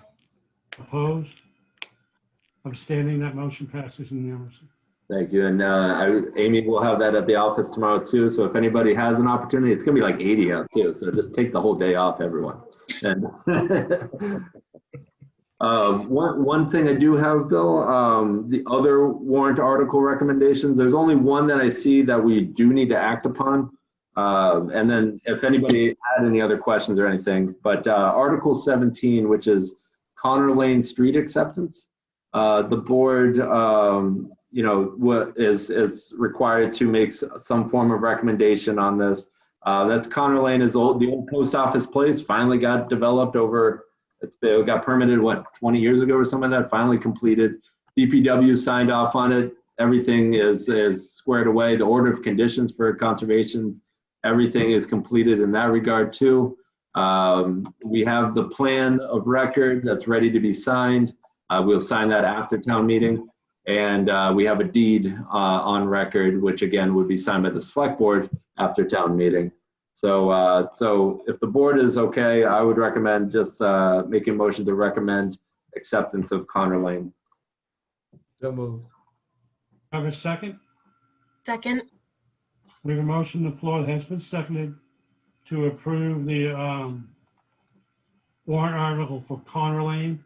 It has been recommended by the DPW.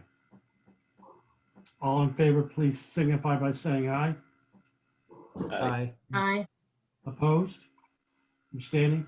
That motion passes unanimously. Any other business? Unless anyone had any other questions for the warrant, no, that's it for this evening. Anything from the public? Brian, you have anything you want to say before we adjourn? Good night, Bellingham. I'd like to make a motion to adjourn the meeting. All in favor, please signify by saying aye. Aye. Aye. Opposed? Meeting is adjourned. Thank you all. Ladies and gentlemen, members of the board, and all participants, thank you very much.